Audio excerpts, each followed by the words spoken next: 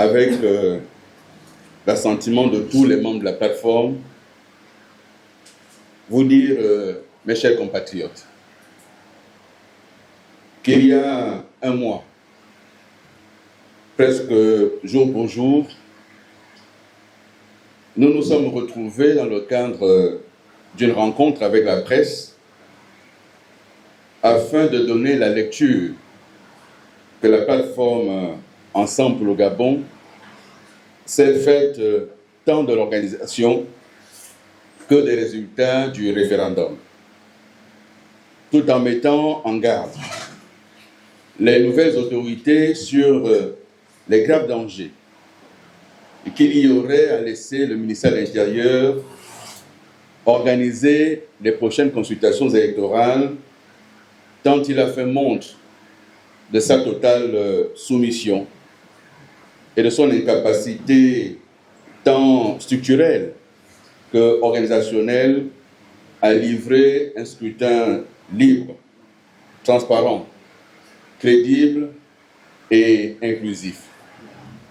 J'y reviendrai dans la seconde partie de mon propos lorsque j'aborderai les propositions que la plateforme Ensemble pour le Gabon formule quant au projet de code électoral.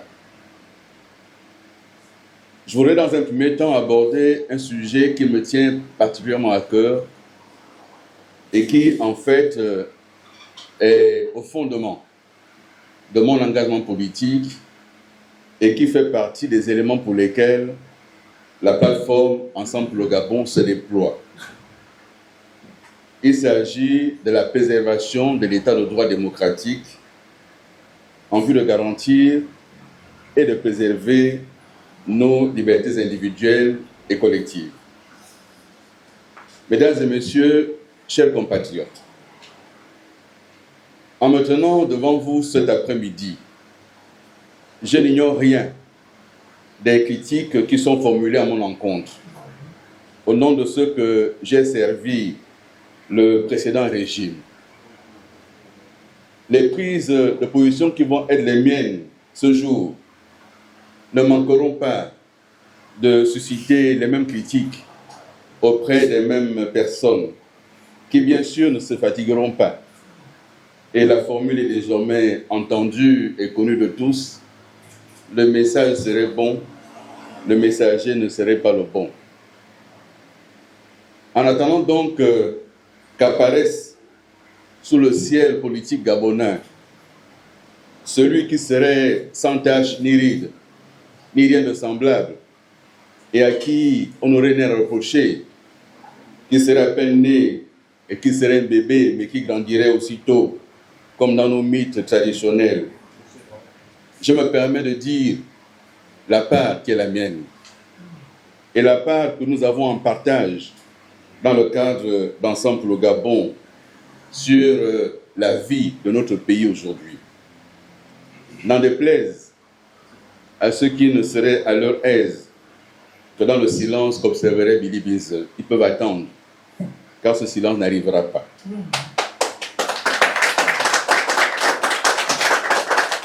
Mesdames et messieurs, je ne renie rien de mon passé. J'essaie cependant de regarder avec lucidité les erreurs commises et les leçons nécessaires que je peux en tirer au bénéfice de la collectivité. C'est cela que d'autres nomment l'expérience. Comme je l'ai dit en d'autres circonstances, si nul ne peut corriger son passé, nous avons tous la responsabilité de nous en servir pour orienter notre avenir et tracer de nouvelles lignes pour notre pays. En abordant la question du respect de l'état de droit, je n'ignore pas non plus les critiques qui peuvent être formulées du seul fait, comme je l'ai dit, que je suis un ancien dirigeant. J'assume cela. Mais sans faire injure à personne, ceux qui sont aujourd'hui aux responsabilités et qui ont également servi le même régime que moi ne peuvent plus se cacher derrière les erreurs passées pour justifier leurs errements aujourd'hui. Ce qu'ils font est grave. Ce qu'ils font est très grave.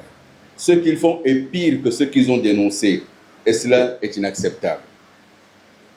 Dans le domaine de l'état de droit, comme dans d'autres domaines, nous devons tout faire pour ne laisser reculer aucune once de nos libertés, aucune once de nos droits. Nous devons nous battre pied à pied pour préserver ces droits et ces libertés. Et dans ce domaine-là, comme dans d'autres, lorsqu'on a critiqué et qu'on fait la même chose, en réalité, on a déjà fait pire que ce qu'on a critiqué. Dans le cadre de la campagne référendaire, la plateforme Ensemble pour le Gabon n'a eu de cesse d'attirer l'attention de nos compatriotes sur les dangers que portait cette constitution mortifère, qui malheureusement a été adoptée et sera bientôt promulguée. Mais avant même qu'elle ait été mise en œuvre, nous vivons déjà les errements que nous avons constatés et que nous avons condamnés. Le mélange de genres, la concentration de tous les pouvoirs en les mains d'un seul homme, l'exécutif qui s'immisce en permanence sur le judiciaire et qui marche sur le législatif, c'est cela que nous avons condamné. Et quelles sont les conséquences aujourd'hui? Les germes d'autocratie que nous avons condamnés sont là. Non seulement le sacro-saint principe de la séparation des pouvoirs a été bafoué et n'existe plus, mais l'exécutif décide de quand organiser les poursuites judiciaires, de qui poursuivre, de comment les poursuivre, en violation totale de tous les grands principes internationaux en matière de séparation des pouvoirs. Le constat que nous faisons ensemble pour le Gabon, mais nous ne sommes pas les seuls. De nombreux compatriotes font le même constat. Des acteurs politiques, des organisations de la société civile, des syndicats. Et là en particulier, le syndicat national des magistrats a fait le même constat que nous. L'état de droit est en danger. L'indépendance de la justice est en danger. Et le pouvoir exécutif militaire aujourd'hui fait tout pour faire reculer l'état de droit. Car qu'est-ce que nous observons? En violation flagrante des libertés publiques, reconnues par la Constitution à tous les citoyens gabonais, dont la liberté d'aller et de venir librement sur l'étendue du territoire national, un couvre-feu a été décidé, maintenu, sans encadrement juridique, dans un pays qui venait, nous a-t-on dit, de se libérer. Et ce n'est pas en levant ce couvre-feu à la hussarde, de manière précipitée, par crainte de la déclaration d'ensemble pour le Gabon, par crainte de la réaction de l'opinion publique, ce n'est pas en le faisant que le mal qui a été fait disparaîtra. On a bafoué nos droits, on a bafoué nos libertés, et il y a eu des conséquences. Privés de cette liberté d'aller venir, nos compatriotes, nos entreprises du soir, asphyxiés économiquement, n'ont eu d'autre choix que de violer ce couvre-feu que personne ne peut plus supporter, pas même les militaires. 1 an et demi de couvre-feu, c'est du jamais vu, sans aucun texte pour encadrer cela. Eh bien, que s'est-il passé? Des bavures, encore des bavures, morts d'hommes, blessures, bras cassés et humiliation publique, filmée, diffusée. On a humilié des pères et mères de famille pour une seule raison, ils auraient été dehors, en dehors d'une œuvre de couvre-feu. Mais un couvre-feu qui n'était encadré par aucun texte, par aucune loi, aucun décret, mesdames et messieurs. Lorsqu'il y a eu le couvre-feu pour lutter contre la Covid-19 au Gabon, il y a eu une loi pour encadrer le couvre-feu. Il y a eu des décrets pour encadrer. Il y a eu des arrêtés pour encadrer. Et chacun savait quel était éventuellement le barème des sanctions lorsqu'on violait le couvre-feu. Avoir tondu les pères et mères de famille, parfois avec la même lame de rasoir, au mépris de leur santé, au mépris de leur dignité, au mépris de l'intégrité de leur physique, n'est pas acceptable. D'avoir levé le couvre-feu ne change rien. Il faut une réparation. Il faut une réparation.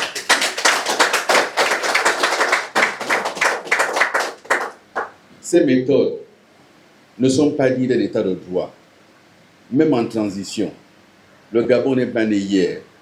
Nous avons plus de 60 ans d'indépendance. Nous avons la pratique politique dans notre pays. Nous avons une pratique administrative. Ce qui a été fait ne doit pas rester sans conséquence. Il faut que si les acteurs eux-mêmes, les victimes, ne se portent pas devant les tribunaux, il faut que les acteurs sociaux se libèrent et se mettent debout pour porter plainte, parce que nos libertés ont été menacées et bafouées. Il faut lutter contre cela. Et que dire, chers compatriotes, de la liberté d'expression? la liberté d'opinion. Aujourd'hui, nous avons un ministère de la Justice qui parvient à menacer publiquement des Gabonais du seul fait qu'ils ont pris des positions politiques. Ils ont pris la liberté d'indiquer aux Gabonaises et aux Gabonais ce qu'ils pensent de certaines situations. Ces compatriotes appelés activistes, qui étaient encouragés hier lorsqu'ils dénonçaient les dérives sous le régime Ali Bongo, les mêmes aujourd'hui, parce que les mêmes dérives se produisent et qu'ils les dénoncent, ils sont devenus les ennemis de la République. Ce n'est pas acceptable. Ce n'est pas acceptable. La justice doit être la même pour tous. Lorsque certains injurient Ali Bongo et famille, lorsqu'on a vilipendé Billy Binze hier, certains encourageaient cela. Et nous apprenons quoi? Nous apprenons aujourd'hui que certains dans les forces de l'ordre de sécurité leur donnaient des informations. Certains entourages politiques, administratifs d'Ali Bongo livraient les informations. Ils le disent eux-mêmes publiquement. Mais aujourd'hui, parce qu'ils dénoncent les dérives du CTRI, ils sont menacés. Ce n'est pas acceptable. Tout comme il n'est pas acceptable, mesdames et messieurs, que les Gabonais soient détenus, soient poursuivis en dehors de tout cadre légal. En dehors de tout cadre légal, ce n'est pas acceptable. Nous l'acceptons pour personne parce que demain ça peut être nous. Nous l'acceptons pour personne parce que demain ça peut être nous. Chaque fois qu'un être humain subit une violation de ses droits quelque part, c'est l'humanité qui doit se lever. Et au Gabon, ne laissons pas, ne continuons pas à laisser l'autorité publique, le pouvoir en place, remettre en cause et violer nos libertés sans réaction. Ce n'est pas acceptable.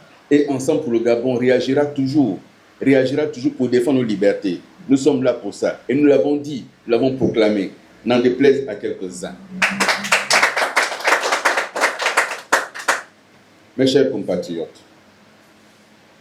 ces violations répétées des droits de l'homme, les brimades et humiliations subies par nos compatriotes ne sauraient faire oublier la gouvernance calamiteuse actuelle, caractérisée par une gabegie financière sans précédent, un taux d'endettement jamais atteint, des ressources publiques injectées dans des investissements non productifs, un taux de chômage de jeunes qui a pris l'ascenseur, qui va atteindre bientôt 50%, et le recrutement, chers compatriotes, dans l'armée, qui est devenu pour le CTRI une variable d'ajustement du chômage. Ce recrutement massif ne peut masquer la réalité. Ils n'ont pas de solution pour le chômage des jeunes. Ils n'ont aucune solution à proposer. Et l'armée n'est pas faite pour réduire le chômage dans la population. L'armée est faite pour défendre la patrie. Et on ne peut pas recruter uniquement parce qu'il y a trop de chômage. Ce n'est pas acceptable. Et pendant ce temps, que font les jeunes qui sont diplômés et qui depuis des années attendent le travail? Ils n'ont pas de solution. Ce n'est pas acceptable. La malgouvernance a atteint un niveau d'alerte que même les opérateurs économiques aujourd'hui, ils en sont à ralentir leur investissement. Certains ont même décidé de ne plus investir au Gabon, car il y a une telle malgouvernance qu'on ne s'en sort plus. Vous n'avez jamais entendu réellement le CTRI lutter contre la corruption. Jamais. Pourquoi? Parce que la malgouvernance est devenue le système en place. Nous avons aujourd'hui un recours systématique au gré à gré. Pourquoi? Pourquoi il n'y a plus d'appel d'offres dans notre pays? Pourquoi viole-t-on la loi sur les marchés publics, le code des marchés publics? Pourquoi? Et on demande aux entreprises de préfinancer. C'est pour cela que ce sont les mêmes qui ont les marchés, parce qu'ils préfinancent. Et l'État n'a plus les moyens de payer. Et la dette ne fait que s'accumuler. Mes chers compatriotes, il a été annoncé 9 milliards de francs CFA par province. Personne ne sait où sont passés ces milliards. J'ai beau demander à des compatriotes dans différentes provinces, on ne voit rien de concret. Est-ce que cet argent existe vraiment? Est-ce que cet argent a pris d'autres chemins?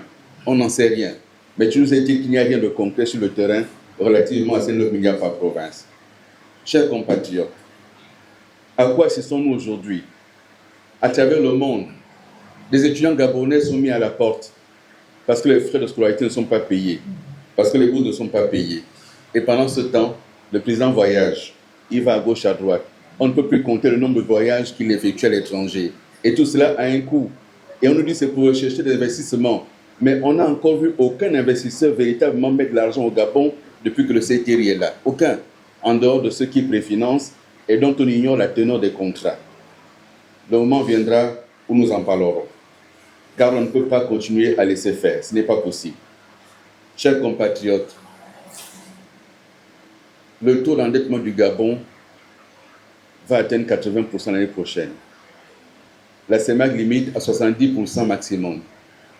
La masse salariale du Gabon va dépasser les 50% de nos revenus propres, de nos ressources propres. La CEMAC fixe à 35% la masse salariale. C'est ça la réalité. Et l'autre réalité, c'est que nous avons tellement surendetté le pays que le Gabon met sous surveillance de la communauté internationale. La COBAC a décidé que pour le Gabon, lorsqu'on va emprunter auprès des banques commerciales de la sous-région, nous sommes imposés à 100%. Il faut des taux à 100%. Il faut apporter 100% de garantie. Ça veut dire que si on va emprunter 100 milliards, il faut qu'en face, le Gabon présente 100 milliards de garantie pour pouvoir emprunter. C'est ça la réalité aujourd'hui. Et on nous cache cela. Et ce qu'on nous cache, c'est que notre pays va mal au plan économique. Et l'opinion publique doit savoir la réalité. Et le CTRI aujourd'hui a enclenché le mode pilotage à vue. Ils ne savent pas où on va. Et on a un mode pilotage à vue. Mes chers compatriotes, sur la question du nouveau code électoral, la réflexion et les propositions d'ensemble pour le Gabon s'articulent autour de 7 points principaux. Il y a la refonte du fichier électoral. Il y a la mise en place d'une commission électorale indépendante, véritablement indépendante. Il y a la nécessité de reprendre le découpage électoral. Il y a la sécurisation du vote et des bureaux de vote. Il y a l'adoption et la publication d'un calendrier électoral, j'y reviendrai. Il y a le rôle de l'armée dans le processus électoral. Et il y a le plafonnement des dépenses de campagne. En ce qui concerne le fichier électoral, Ensemble pour le Gabon pense qu'il faut refaire totalement le fichier électoral. Il est au cœur de toutes les difficultés que nous avons connues. Et en l'absence d'une refonte totale du fichier électoral, nous nous exposons à des risques sérieux de dérapage dans notre système. Il faut une mise à jour totale de ce système, de ce fichier électoral. Et cette mise à jour doit se faire sous une supervision d'une entité indépendante. Ce n'est plus le ministère de l'Intérieur qui peut le faire. Il a montré ses limites. En deuxième lieu, il faut remettre en place une commission nationale électorale indépendante renforcée. L'organisation du référendum a montré que le ministère de l'Intérieur n'est pas à la hauteur. Nous ne pouvons pas continuer ainsi.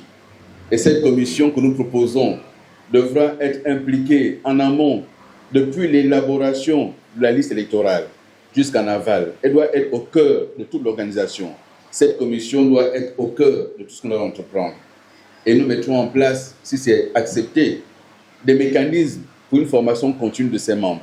Parce qu'il n'est pas possible que la loi ait évolué et que les membres, eux, ne soient pas adaptés aux évolutions. Nous insistons sur un nouveau découpage électoral avant les élections. Il ne faut pas nous dire qu'on le fera après. C'est maintenant qu'il faut le faire. Si on est en transition, c'est pour régler tous les problèmes. Quel est le problème du découpage actuel? L'inégalité. On a des espaces, on a des provinces qui ont plus de députés que d'autres et pourtant qui ont moins de population que d'autres. Si on prend rien que l'estuaire, on voit très bien qu'il y a un problème. Nous voyons comment c'est mal réparti. Nous voyons comment par endroit, on a des gens élus avec 200 électeurs et d'autres endroits, il faut 12 000 électeurs pour être député. Il faut remettre cela en cause et redéfinir le découpage électoral. Nous demandons également que le vote soit mieux sécurisé et que le dépouillement soit davantage public et que les résultats soient publiés et affichés bureau de vote par bureau de vote. Il faut pour cela qu'il y ait les urnes transparentes et scellées. Il faut pour cela qu'il y ait le bulletin unique, le vrai bulletin unique. Ça veut dire un bulletin unique par type d'élection, pas un mélange d'élections. Bulletin unique par type d'élection, afin de garantir qu'il n'y aura pas d'achat d'électeurs. Et nous y reviendrons. Nous demandons également, et permettez-moi d'insister dessus, qu'il y ait adoption et publication du calendrier électoral. Nous sommes entrés en transition depuis le 30 août 2023 par un coup d'État. Personne ne sait quand on sortira la transition. On dit qu'on prépare les élections, mais quelle élection? Ce que nous avons à faire, et je parlais tantôt des leçons tirées du passé, lorsqu'on conçoit un système, il faut faire attention à ne pas le concevoir pour soi, parce qu'on peut ne plus être là. Ceux qui pensent qu'aujourd'hui, parce qu'ils sont aux responsabilités, ils vont pouvoir préparer le système pour que celui qui est aujourd'hui à la tête de l'État soit candidat et que le fait soit élu, se trompe. Il se trompe parce que ça peut ne pas être lui qui serait élu demain, si les Gabonais le décident. Il se trompe. Il se trompe parce que celui qui sera élu demain, avec quelles institutions va-t-il gouverner? Avec un parlement nommé? Avec une caution nommée? Il faut donc d'abord refaire ces élections-là. Il faut commencer par renouveler les collectivités locales où on a des généraux aujourd'hui qui sont devenus des maires, des délégués spéciaux. Comment voulez-vous que des délégués spéciaux aillent demain organiser l'élection présidentielle? Ils sont juges et partis. Nous n'acceptons pas cela.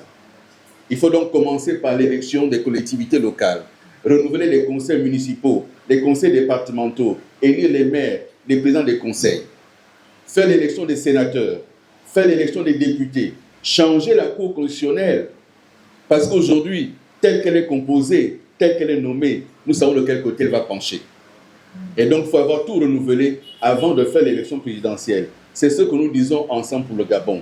Ça ne sert à rien de se précipiter pour faire une élection présidentielle parce que le président élu, si ce n'est pas Oligui, il aurait du mal à gérer le pays avec des institutions qui ont été nommées. Ce ne serait pas possible.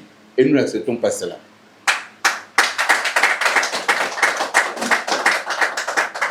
Le rôle de l'armée. Et ce que je viens d'indiquer, pardonnez-moi de venir dessus. Un calendrier électoral ne peut pas être quelque chose qu'on cache, qu'on masque. Ce n'est pas un secret d'État. Le calendrier électoral doit être connu de tous.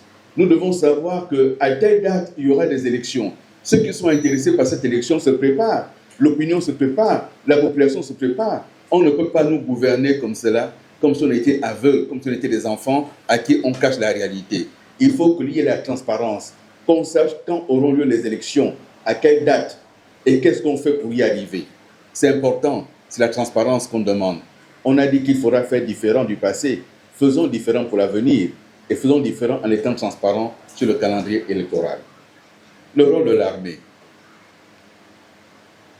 Les acteurs politiques gabonais avaient pensé que l'armée pouvait être neutre et pouvait donc apporter la sécurité du transport des urnes, du transport des bulletins, du transport des procès-verbaux.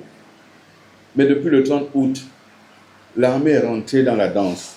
L'armée n'est plus neutre. L'armée est aujourd'hui impliquée. Et on a vu pendant le référendum des officiers, des généraux qui ont mené campagne. On a vu des délégués spéciaux, même s'ils n'ont pas fait publiquement, ils ont passé des consignes. On a vu les chefs d'état-major passer des consignes. Ils ne sont plus neutres. Ils ne peuvent plus être juges et partis. Nous demandons que le rôle de l'armée soit à nouveau interrogé. Ça veut dire quoi? Ça veut dire que nous devons définir quelle est la place de l'armée. Si elle doit sécuriser les bureaux de vote, elle s'installe en dehors des bureaux de vote, aux abords des bureaux de vote, pas devant les bureaux de vote pour influencer les électeurs, d'une part. D'autre part, le vote des militaires, quand doivent-ils voter? Est-ce qu'il faut que les militaires continuent à voter avant le scrutin, comme ça a été le cas au référendum? Dans ces conditions, qui contrôlent leur vote? Sous la supervision de qui votent-ils?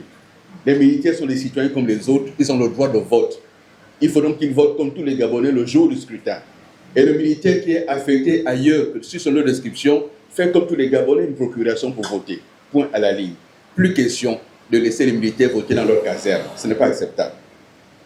Ces questions doivent être abordées de manière sereine. Je terminerai par un point. Le plafonnement des dépenses de campagne. 27 milliards de francs CFA pour un référendum. Ceux qui ont appelé à voter non n'ont bénéficié d'aucun financement. Le financement public est allé vers ceux qui ont appelé à voter oui. C'est une indication. Ça veut dire que demain, pour les autres élections, l'argent de l'État va servir pour certains candidats. Et nous n'acceptons pas cela.